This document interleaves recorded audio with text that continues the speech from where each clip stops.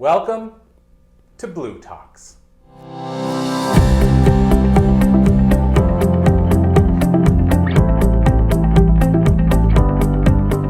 They called a cab to take them to the local airport so that they could take their flight into Sydney. In that cab, Tim and Chris started to make small talk with the cab driver. And all of a sudden, the cab driver interrupts and says, "You're Americans, aren't you?" I can't do the Australian accent. And they go, "Yes." They go, "You Americans are so lucky. Your economy is so good, and you're doing so well. And I'm sure that your cab drivers there make so much money." And they're like, "Okay." And he continues on and on. I work 6 days a week and I still can't make ends meet. On the 7th day is the only day that I can spend with my friends on our backyard, in my backyard, having a barbecue with them and drinking all afternoon. And this went on and on until they got to the airport. Well, let me tell you, Tim and Chris were very happy to get on the plane to Sydney. When they got into Sydney, they had to grab a cab again to go to the hotel. And they go, uh-oh. So they line up in the cab line there, and a cab pulls up, and the driver cheerfully comes out and greets them, puts their luggage in the trunk, and away they go. And he says, "So is this your first time here?" And they nod, "Yes." "Are you here for pleasure, business?" "Business." "Okay, do you mind if I take you around Sydney and show you the sights, just in case you may not be able to see them while you're here? And I won't charge you extra." Tim and Chris are like, yes, of course. And as he goes around showing them Sydney, Tim and Chris warm up to him and they start talking, and they tell him that they just spent a week in Cairns and lovely beach, lovely people, and so on. And the cab driver says, "Yes, Cairns, beautiful place. I'm going to miss what I do." And they go, "Why?" "Well, I've been driving a cab for 30 years and I love it. But I'm going to retire, and I'm retiring with my wife in Cairns." Now, something I didn't tell you about Cairns. The houses there are quite steep in prices. So Tim and Chris look at each other in the cab kind of confused. Wow, he can afford it. That's good. So he saw the look that they had, and he continues on. And he goes, "You know what? My house, I have been in there for the last 20 so years, and it's paid off. It's worth more now than ever before. So I can afford to sell this house, take that money, and put it towards the house in Cairns. And you know what I'll miss most is the people that I give the rights to.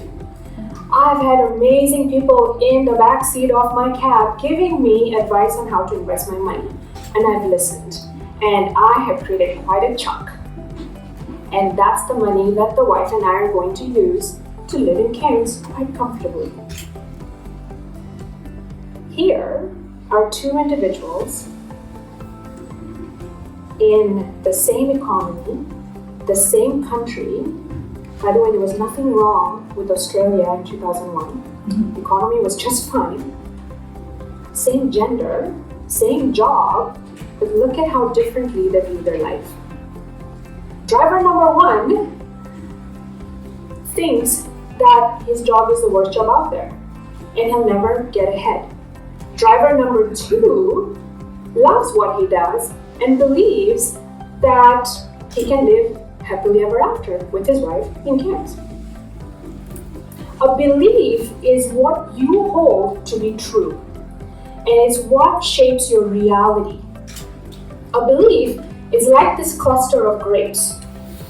A belief system is like this cluster of grapes, where these grapes are the supporting beliefs that you hold around a strong stem, a strong core belief. So all these supporting beliefs are held by a core stem, which is your core belief that you form very early on in your life. And it's so subconscious, you're not aware of it. But that's how you shape your reality. So this is driver number one. His core belief is, I'll never be able to get ahead in life. Supporting belief, supporting evidence. See, the economy in Australia is bad. when it wasn't. Driving a cab will never get me anywhere. People are stingy, they never give me tips, and so on and so on. That's his life. Whereas this is driver number 2. His core belief is, if I love what I do, I'll be successful. Supporting belief number 1. If I work hard, I'll be able to pay down my house. I'll be able to save some money in some investments and make a future for my wife and myself. And on and on.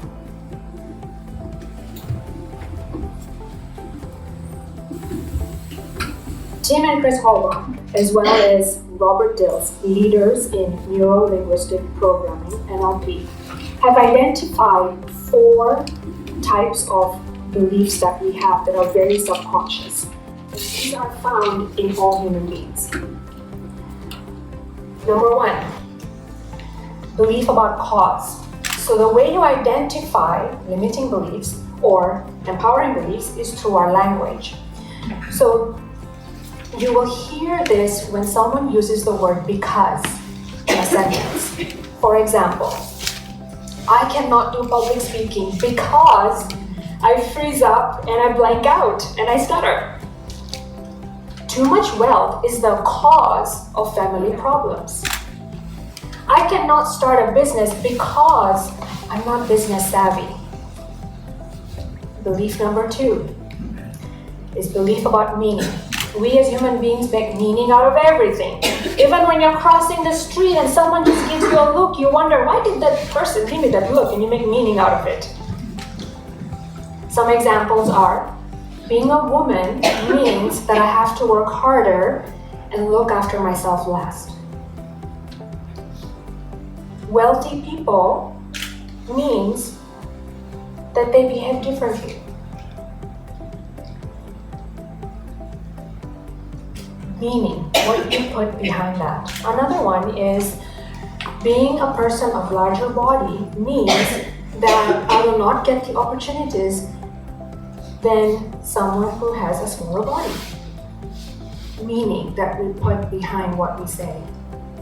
Third type of beliefs. Now here, beliefs about possibility, there is 2 categories, where the belief is possible or the belief is impossible. If the outcome is possible, you will go ahead and do it, no matter what, yes? But if the outcome is impossible, you won't even bother trying. For example, it's impossible to open a business in this economy. This project goes beyond my scope. It's impossible to get ahead, just like the taxi driver. 4th kind of limiting belief, belief about identity. This one surrounds around worthiness, around success, and it's based on identity. Some examples, I'm not worthy. I'm not worthy of love. I'm not smart enough to be successful. I'm not capable of being resilient. When we say those kinds of things, notice what I'm saying in each one of them. I am. That surrounds your identity. We say these kinds of things in our self-talk. We may not say it out aloud, but those are some examples that I've given you that you need to start looking out for from now on and start changing them. So now your next question is, Zaheen, well, now I know how to identify all these beliefs, but how can I have more empowering beliefs? Better yet, can I change a limiting belief to an empowering belief? Yes, you can. There is 6 steps that we're going to go through together. And I'm going to use my own example of a belief that I had about 10 years ago. And as I go along, I'm going to move from the stage from my right to my left. The first way to do that is, of course, to identify the limiting belief. Mine was, weight loss is a struggle. The next step is giving that supportive evidence, which is the grapes in the cluster. I cannot say no to someone when they offer me food. They'll think I'm being rude. I don't have time to cook healthy. The next step is finding the positive intent. What is the secondary gain behind you holding on to the limiting belief? What's the payoff for you?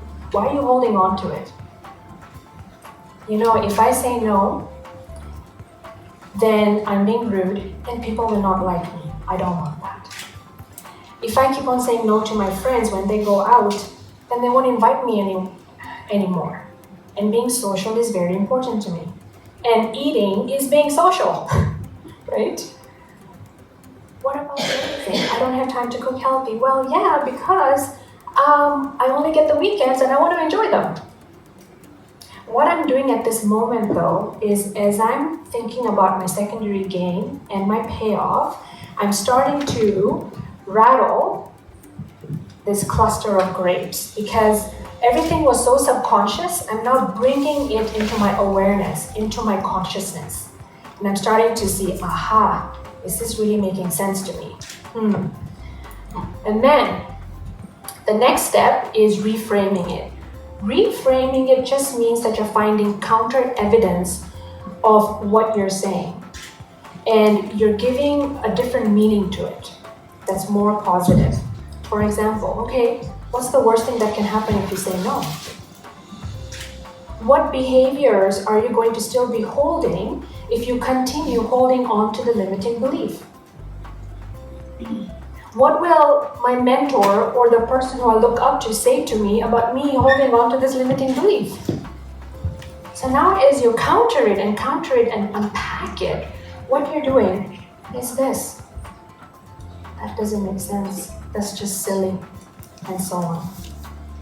And it comes off. This is where you realize this is not going to work, and you come up with a new empowering belief. And at that point, I say, I am healthy, and I can be at my ideal weight. I can cook healthy meals and enjoy my social life at the same time.